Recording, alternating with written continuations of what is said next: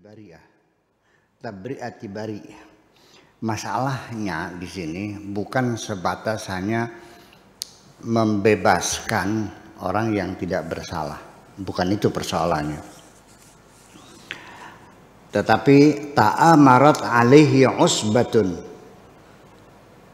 lituqi'uhu fil ittiham. Tapi yang menjadi persoalan adalah ini kasusnya adalah terjadi satu konspirasi dari satu kefanatikan ya sekelompok tertentu terhadap orang Yahudi tadi ya, menyudutkan dia menjadi tersangka. Itu persoalannya. Padahal dia tidak mencuri. Wa in kanat tabri'atu bari'in amran hailan saqilal wazni fi mizanillah. Ya. Karena memang sesungguhnya membebaskan orang yang tidak bersalah itu merupakan persoalan besar ya.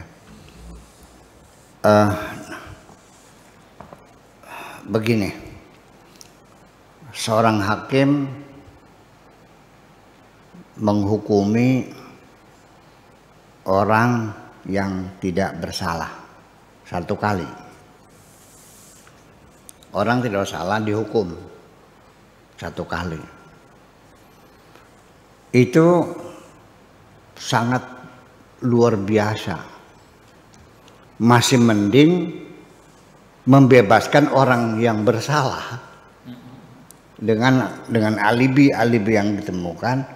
Kesalahan membebaskan orang bersalah itu 1000 kali kecil dibandingkan satu kali kesalahan menghukum orang yang tidak bersalah.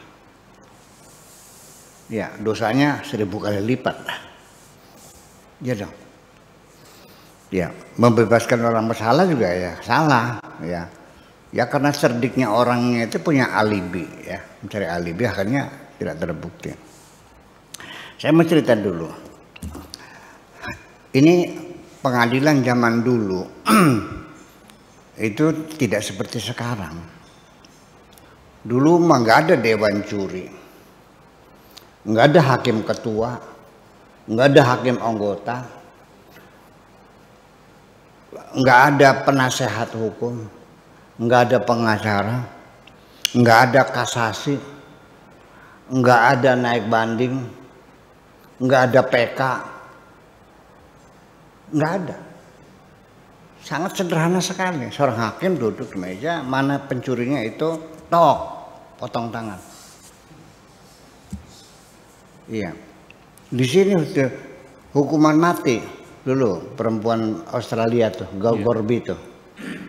Kapan dia sudah sekian tahun baru dihukumannya. Dikasih waktu untuk pembelaan dulu. Dulu mah enggak, sampai langsung penggal aja kepalanya. Ya kan begitu persoalannya. Jadi jangan kira bahwa dulu lebih adil. Ya lebih adil sekarang dong. Sih? Lu jangan sok tahu. Adil zaman dulu ngimpi kamu mah. Iya. Iya. Sehingga banyak kasus-kasus yang dijatuhi hukuman sama sekali tidak berdasarkan pada direct evidence. Ya, semuanya hanya circumstances evidence. Hanya hipotesa-hipotesa ya dalam bentuk silogisme, premis-premis, kesimpulan langsung dihukum. Ya, kita terjadi sini juga geger. Terjadi satu kali menghukumi seseorang tanpa ada direct evidence, bukti langsung. Hanya circumstances evidence saja. Seperti kasusnya Jessica yang atas kematiannya Mirna tertuduh meracuni kopi Vietnam.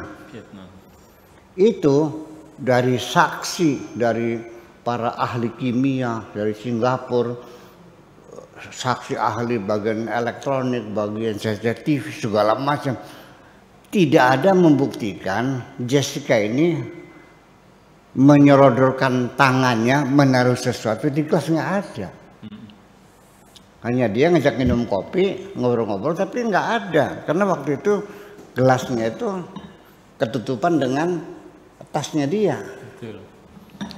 Itu sidangnya sampai 39 kali ya, tutupan. Jadi nggak ada bukti yang langsungnya.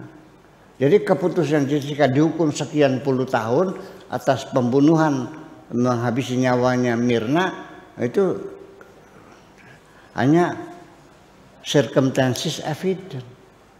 Itu kan menjadi pertanyaan besar. Ya sudahlah, kita sih apapun keputusan hakim itulah keputusan Tuhan, ya sudah. Tapi kan zaman dulu ya semuanya banyak kan circumstances evident. Nah sekarang begini, hukum rajam perzinahan. Karena si perempuan itu hamil, maka dia evident, terbukti. Hamil, belum kawin kan? Betul nggak? Nah laki-lakinya mungkir, dasarnya nggak ada kan? Jadi dalam hukum ternyata yang jadi korban perempuan juga. Hamil aja. Laki-laki kan nggak hamil kan. Sedangkan persyaratan seorang dihukum di perzinahan itu harus 4 saksinya. Dan itu harus eyewitness, saksi mata. Kelihatan jelep-jelepnya tuh. Iya kan. Jadi kalau masuk kamar terus keluar belum bisa jadi bukti. Jadi kayak nonton film porno gitu. Dan sudah terjadi. Jadi sesungguhnya saya melihat sendiri hukuman rajam segala macam dalam perzinahan itu, saya kira hanya sebatas menakut-nakuti kok sebetulnya. Hanya sebagai membentuk efek jera aja sebetulnya mas. Sehingga tidak mungkin 4 orang menyaksikan perzinahan kecuali dipertunjukkan di atas panggung. Iya kan? Nah itu persoalannya. Nah ini kenapa ini diangkat oleh Al-Quran? Karena ini masyarakat Islam baru muncul. Ingin menawarkan sesuatu yang baru dalam peradaban. Di mana keadilan perlu dijunjung tinggi. Yang belum pernah ada. Makanya diangkat sekarang ini. Maka tidak melihat agamanya apa, sukunya apa. Yang penting dia terzalimi, tidak mencuri, dituduh mencuri. Karena ada konspirasi, saksinya banyak. Tapi semuanya saksi palsu semuanya. Allah yang memberitahukan kepada Kanjeng Nabi, tidak, dia tidak bersalah. Itu persoalan. Ini ceritanya. Oke, kita lanjut lagi. Fi mizanillah inna makanat akbar min dzalika. Jadi lebih besar dari itu. Jadi bukan hanya kasusnya kasus membebaskan orang tidak bersalah, tapi kasusnya adalah kasus konspirasi. Itu. Midzalika kanat hiya iqamatul mizan alladzi la yamilu ma'al hawa. Yaitu menegakkan norma yang pasti, tidak ada kecenderungan dan tidak bisa dipengaruhi oleh selera. Kebenaran is kebenaran, bukan karena selera, bukan karena suka dan tidak suka. Itu pesannya. Kebenaran tetap ditegakkan dengan tidak boleh dipengaruhi oleh suka atau tidak suka hawa nafsu itu. Wala ma'al asabiyah, dan juga bukan karena kefanatikan. Karena dia bukan pribumi, karena dia suku Tionghoa dan sebagainya, nggak bisa dong. Keadilan ya keadilan berlaku sama bagi seluruh umat manusia. Wala yata'arjahu ma'al mawaddati wasyana'an ayang kanat al mulabasat wal ahsan.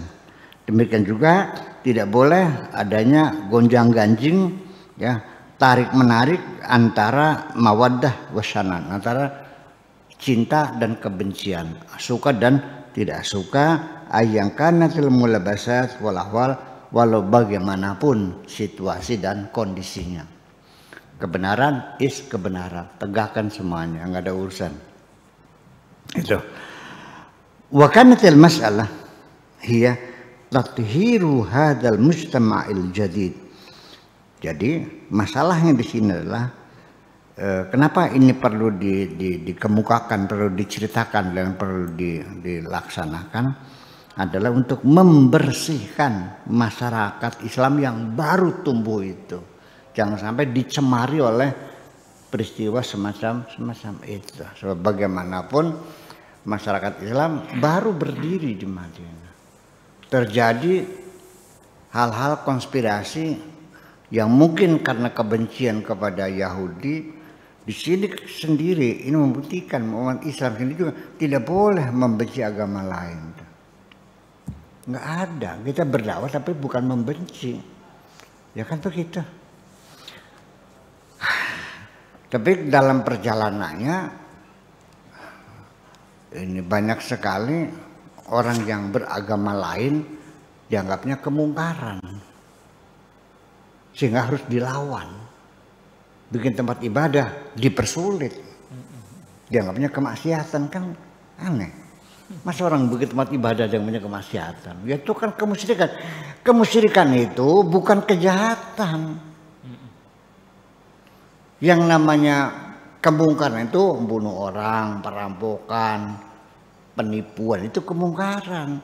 Kalau orang beribadah ya bukan kemungkaran dong. Keyakinan di orang sendiri gimana lagi? Ini menjadi kesulitan sekali. Iya, jadi akhirnya kayak cerita ini dulu pada waktu ditemukan ladang-ladang minyak di Indonesia. Mana perusahaan minyak besar yang bisa mengeksplor minyak itu kan di Amerika, ceritanya gitu. Akhirnya mereka melakukan pengeboran di Aceh.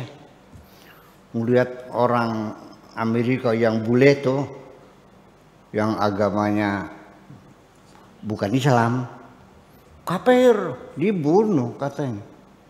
Orang kafir harus dibunuh katanya. Ya itu jadi salah paham.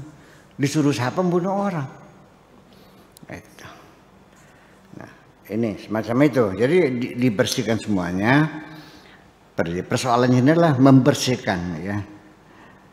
Wa ilaj anasirid dha'f al-bashari fihi ma'a ilaj rawasibil jahiliyah wal asabiyah.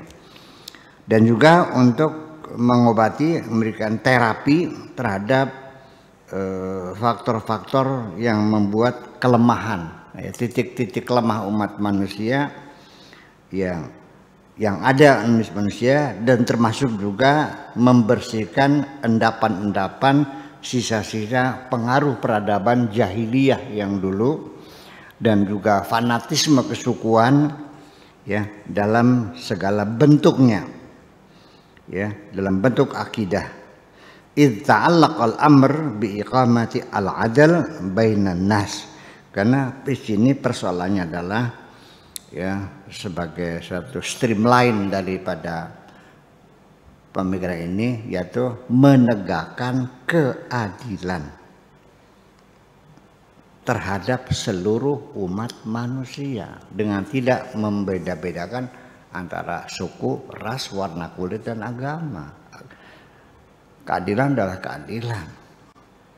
Wa iqamati hadzal mujtama' al-jadid, dan juga untuk membangun masyarakat yang baru ini, al-faridu fi tarikhil basyariyah, yang merupakan satu-satunya percontohan dalam sejarah kemanusiaan, alal qaidati tayyibati an-nadhifati salbati al-matinati, yang berdasarkan pada kesucian, kebersihan, ya, kekokohan, kekuatan, allati la tadnasuha syawaibu al-hawa, yang tidak bisa dipengaruhi, tidak bisa diotak-atik oleh hawa nafsu, kepentingan-kepentingan sesaat. Kalau sekarang kepentingan-kepentingan politik dan kekuasaan itu nggak ada. Wal maslahah wal asabiyah, baik kepentingan maupun juga fanatisme kesukuan. Wallati la tatarajraju ma'al ahwa wal muyul wasyahwat, dan juga tidak bisa dipengaruhi di otak-atik oleh hawa nafsu, suka dan tidak suka, dan juga keinginan-keinginan yang lainnya. Walaqad kana hunaka aktsar min sababin lil ighdha anil hadis. Di samping itu juga ada banyak beberapa faktor yang menyebabkan peristiwa ini ditutup-tutupi. Au adamat tasdidi fihi, atau juga kurang mendapat tekanan, dorongan, awit tandidi atau kecaman, ya. Ya, janganlah zaman dulu nggak ada demo partai ini dulu mah. Iya. Dulu mah negara tuh ya, membunuh orang ya nggak ada masalah. Hak asasi manusia kan baru sekarang. Baru sekarang kan. Dulu maling boleh digebuki kan? Ya iya. Mukul isi babak belur juga selesai karena Al-Qur'annya boleh. Wadribuhunna kok. Enggak, kita cabut. Tapi di Quran nggak ada urusan. Istrimu itu adalah bukan untuk kamu gebugin begitu. Bapaknya menyerahkan anak perempuan untuk disayang, bukan untuk digebugin seperti itu.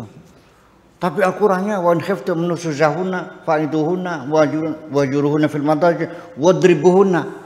Dipukul pentung sih dah. Iya, enak aja. Iya, mereka misalnya idrib itu bukan mukul. Ih, nggak paham.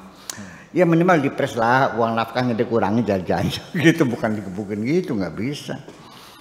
Ya kita juga kalau anak perempuan kita digebukin suaminya, orang tua nggak terima dong.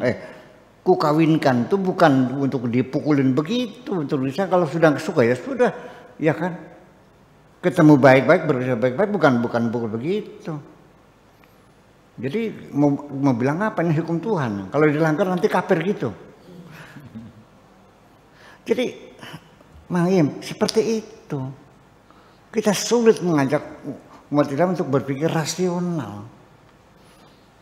Iya. Hukum itu terjadi pada abad kapan? Abad ke-7. Bagaimana masyarakatnya? Ya begitulah. Jadi hukum itu berkembang, kondisional. Yang kepisah hukum itu pernah, ya Allah ya Rabbi, al-hukmu yaduru ma'a illatihi. Begitu dalilnya pakai bahasa Arab baru percaya. Dibilang hukum kondisional nggak percaya, kondisional itu nggak bisa.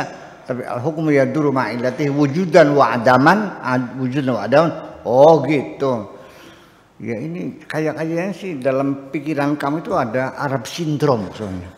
Kalau nggak pakai bahasa Arab tuh nggak percaya kamu. Untung saya pintar bahasa Arab. Ya kan, untung bisa bahasa Arab kan ya. Iya. Ya, artinya ya kalau saya nulis Arab ya, mereka mengatakan masih bagus bahasa saya berarti mereka mah. Iya, kan gitu. Ya karena mereka tidak belajar sastra. Itu. Jadi pada akhirnya walaqad kana hunaka aktsar min sababin lil ighdha' anil hadits aw 'adam at-tashdid fihi wa tandid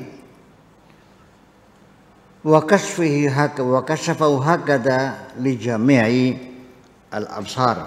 Dibuka semuanya supaya menjadi terang benderang, enggak ada keraguan.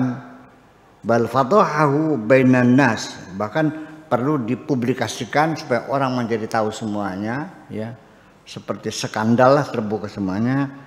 Ala hadzal nahwi al-anif al-maksyuf, dengan cara yang keras dan terbuka, transparan semuanya itu. Karena hunaka aktsar min sababin, juga ada banyak sebab. Law kanat al-i'tibarat al-ardiyah, kalau seandainya pertimbangan itu berdasarkan kemanusiaan yang ada di bumi ini, yallati tatahakkamu wa tahkumu, yang bisa menentukan dan bisa mengendalikan, walau kanat mawazinu al-bashar, sekalipun norma-norma yang berlaku di tengah manusia, wa maqayisha, dan ukuran-ukurannya, hiyallati yarju ilaiha hadzal manhaj, itulah yang akan dikembalikan kepada ajaran agama ini. Kana hunaka sababun wadihun aridun, ada sebab yang jelas yang terbuka lebar, anna hadzal muttaham Yahudi, yang tertuduh di sini adalah orang Yahudi, min Yahud, ya, seorang Yahudi, Yahud allati la tada'u sahman masmuman, ya, tamlikuhu illa atlaqathu fi harbil Islam wa ahlihi.